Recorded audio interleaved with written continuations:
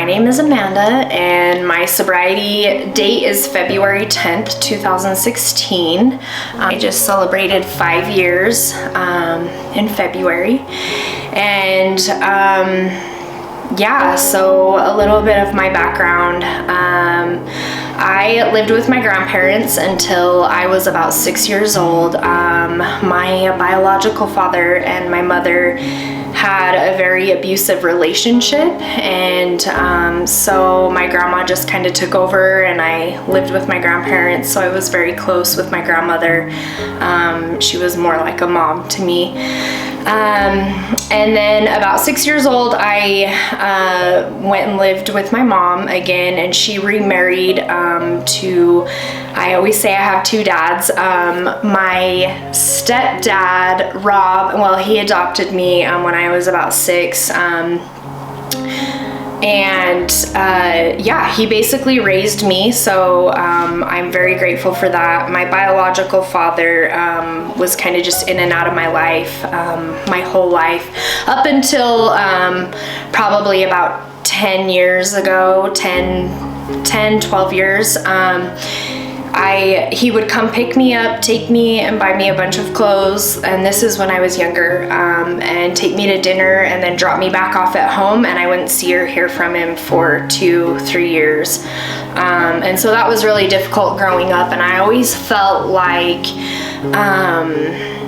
almost like he didn't want me in a sense. And so my little brother was born when I was 10, and then I have another little sister that my biological father has, and she was born when I was 12, and I'm close with my little sister now, but growing up, we didn't really see or hear from our dad a lot, and so once we got older, we chose to be in each other's lives. And so, but my drinking and drugging started when I was 14 years old, and that kind of just started the cycle of, I guess, of unhealthy relationships with men that I had.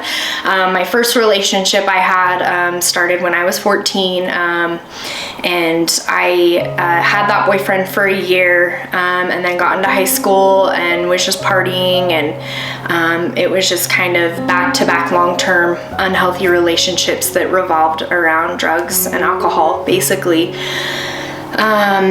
And partied all the way through high school. I barely made it through high school. My senior year, luckily, I buckled down and I was able to get all the credits that I needed to graduate, and ended up graduating with a half credit more than I was supposed to.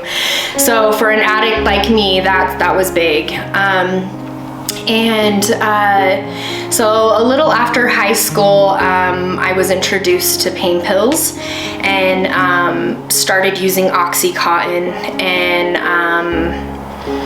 that when I was introduced to it was a Percocet, and I remember I had stayed up all night the night before using ecstasy, and so I felt really hungover, and I was given a Percocet, and I remember feeling like when I took that pill, it was like I have arrived. Like I felt like I belonged. I felt like I was needed and wanted, and around that time, growing up, it was never a really good, healthy relationship with my mom, and I feel like maybe she saw my dad every time she looked at me. I don't know, but it was just very emotionally abusive, physically abusive with my mother. We have a great relationship today, which I feel like had I not done the work on myself, I don't think I would have been available to have a healthy relationship with her. But yeah, moving forward, so I took that Percocet, like I said, and then I started using Oxycontin, and around this time, the Oxycontin just got too expensive and kind of hard to find, and so I was introduced to heroin. And once I started using heroin, my life just spiraled out of control. I remember I had a really good job for being like 21. I bought a house when I was like 20. I had a car. I had things going for me, even though, the pills and all of that, were involved in my life. I still was able to maintain a job and pay my bills. But once heroin entered my life, life spiraled, and I ended up losing my job because I fell asleep standing up at work, and essentially nodded out is what I did at work, and they drug tested me, and I obviously failed the drug test, and I lost my job, and so I started selling to support my habit, and eventually got arrested, and that was my first time in jail, and that was actually my first time detoxing cold turkey off of heroin, and that was hell. I remember laying in that jail cell just thinking, I am never going to use again. This is awful. And I spent 2 months in jail that time, and I got out, and I was able to plead into a program called drug court, and I didn't want to be sober at that time. I never saw myself being sober. I didn't want to be sober, and so I got out of jail, and I was drinking, and I always knew that I had a drug problem, but I never really thought that I was an alcoholic. And so I was in drug court for, I want to say it was like 9 months, something like that. And I just kept getting in trouble. You're not supposed to drink. You're supposed to be completely sober in that program, and was on probation and all of that. And in drug court, there was a bunch of us that we were doing GHB, and for those of you that don't know what that is, it's the date rape drug. And the reason why we were doing that, obviously, is because we wanted to, get high, but at the same time, it wasn't showing up on drug tests. And I ended up getting a DUI while I was in drug court, and going back to jail, and then I went and saw the judge, and he kicked me out and sentenced me to the Utah State Prison. And I remember the feeling of standing up there at the stand as he said, I'm sentencing you to the Utah State Prison. I felt sick, and I remember him asking me, is there anything you'd like to say? And I kind of had this attitude, but like inside I was like that scared little girl, like, holy shit, I'm going to prison, and excuse my language, but I'm gonna be someone's bitch. I literally thought that, and I ended up losing my house, obviously, and I wasn't paying my bills anyway, because I was just so sucked into my addiction. I ended up losing my car, my house. At this time, my dad, who raised me, he was over in Iraq, and he was over there for 6 months. He was over there for work. And my mom moved her boyfriend into their house, the house that I grew up in, so she was having an affair on my dad, and I knew about it the whole time, and finally I ended up telling him, and that was really hard for me. That's when I really started using very heavily, and this is before I went to jail that time. And the first time is when I told my dad about the affair, and like I said, I just started using to numb. I was numbing from who I was. I was running from who I was, that scared little girl that thinking that my dad didn't want me, growing up that I was unlovable and something was wrong with me. And I grew up in a small town, and everyone in that town went to church.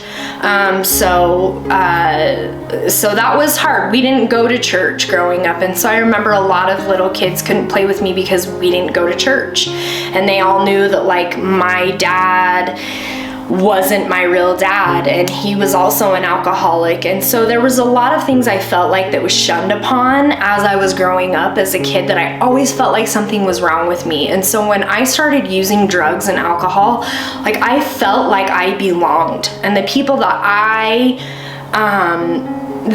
was using these drugs and alcohol with, like we had that connection, sadly, but that's what the connection was. And so I went to prison, and I got out, and I still couldn't stay sober. I was on parole for a few months, and every drug test that I had provided to my parole officer was dirty. And so I ended up going back to prison for a couple months, and then I got out again, and just still couldn't stay sober. I still could not stay sober. And I, you know, quickly, I mean, I think I was drunk the day I got out of jail or prison every time, the day I got out. And because at this time I still didn't think I had an alcohol problem.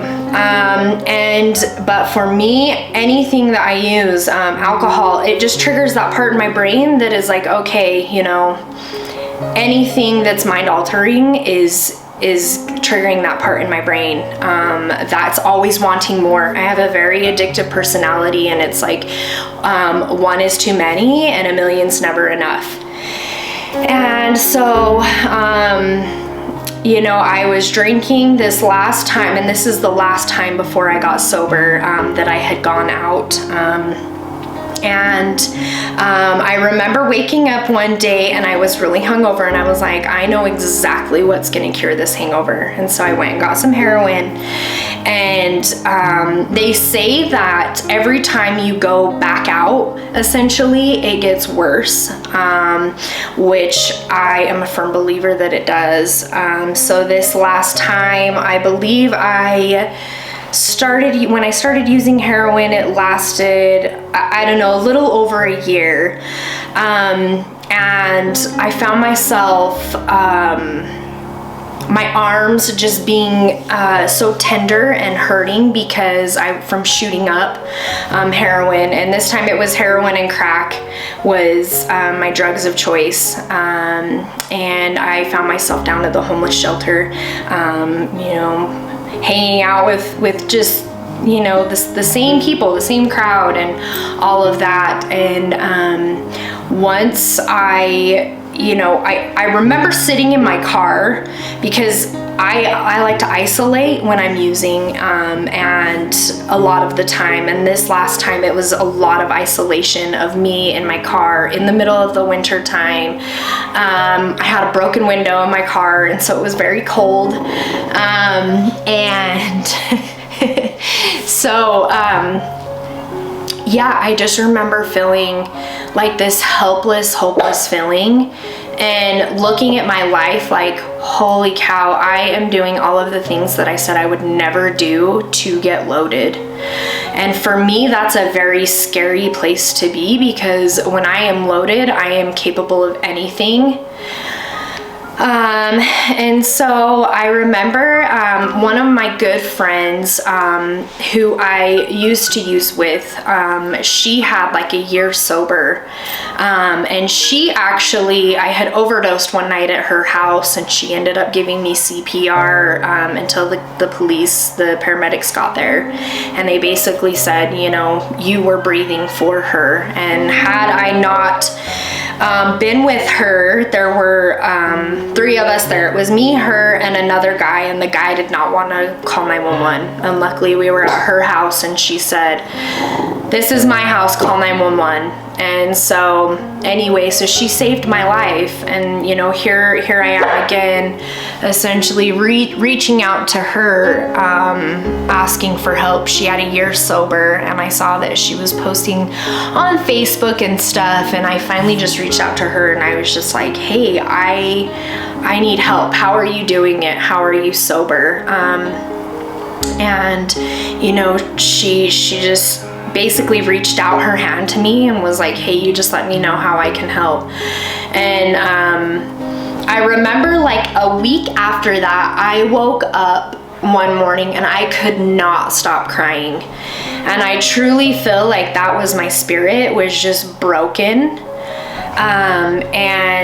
And I feel like in a sense that was God just kind of wrapping his arms around me and just saying, hey, it's gonna be okay. You know, I still love you, and it's all gonna be okay. And so I remember reaching back out to my friend, and I was like, I'm ready, I need help, I need to get into treatment. I knew that I was either gonna die or go back to prison, and I wasn't willing to do either of those things. And so she hooked me up with a resource. I was able to get into treatment, and it was honestly the best decision I ever made. And that was February 10th of 2016.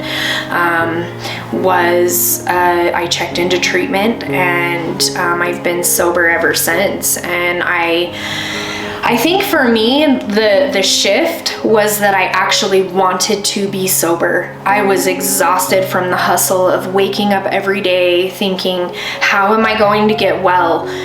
Because for heroin addicts, like, it's not just a recreational use, or it's an everyday thing, as to where like you can't get out of bed because the withdrawals, you know, you have to use every so many hours you start going into withdrawals, and the withdrawals are hell.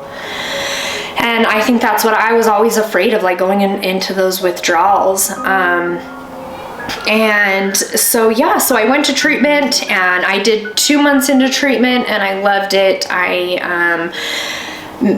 I made a promise to myself that I was going to be single for a year, because that's what they say, that when you get into recovery, that you should be single for a year and work on yourself and love yourself, learn how to love yourself, because I didn't know how to do that. I was always reaching for outside sources to validate me, and I didn't know how to love myself. And so I stayed single for that first year that was recommended. And I also remember like being in treatment and realizing that I was an alcoholic as well. I think like 10 or 11 days into treatment. I even remember where I was standing in the treatment center, and the feeling too of just it dawning on me like, hey, maybe, because I went into treatment knowing that I wanted to get clean. I wanted to get off of the drugs. I've always known that I had a drug problem. And then when I, had a little bit of a clearer mind, it dawned on me that I was an alcoholic as well, and that I probably should not do anything that's mind altering, that's going to trigger that part in my brain. And so I just gave it all up, and it's been the best decision I ever made. And staying single for a year, I was able to surround myself with women, which I had never done. I hated women, because I think just like growing up with my mom, and that dynamic and that relationship, and then just the other people I was surrounding myself with, I couldn't trust women. I couldn't even trust myself. And so I let that guard down, and I surrounded myself with other women, and lived in a sober living home for a little over a year with other women. And I did the outpatient program. I did everything suggested to me. And that's what I needed to do. I was one of those people that you told me to do it, and I'm going to do the opposite. And this time for me, I took suggestions, because I didn't know how to live a sober life. I didn't know how to have healthy relationships. I didn't know how to have boundaries with my mom or with my biological father, which I all now have healthy relationships with them today. And I'm so grateful for that. My grandma, I mentioned that I've always, my whole life, I've been really close with my grandma, and she passed away 2 years ago. Unexpectedly. She got cancer. She had cancer, and it took her very quickly. And I had a couple years of sobriety, and for me, that was a really it was a spiritual gift to let her see that I could live a clean and healthy and sober lifestyle for a substantial amount of time before she passed away. And I remember her being on life support, and I was able to be there for my family and make the decision to take her off of life support. And you know, she was so proud of me. So every time, in Alcoholics Anonymous, which is my fellowship, which I choose to, I go to meetings, and Alcoholics Anonymous is where I found my fellowship and support to continue working on my sobriety, I guess. And you pick up a chip for each milestone in recovery, and I would pick up one for myself and one for my grandma. I would go to 2 separate meetings, and she was so cute. She would set them up, display them up on her entertainment center. And even up until she passed away, she would call me, "I am so proud of you." And that is just such a spiritual gift for me, that she was able to see me live a clean and healthy lifestyle. And today I'm extremely grateful, and I just want anyone to know that's out there that's struggling with their addiction that you are loved, and I love you, and there is help out there. You just need to take that first step and just ask for it. I know it can be scary. I was scared, but it was the best decision I have ever made in my life. It really was. And I live a better lifestyle now. I didn't even know that a life like this could exist.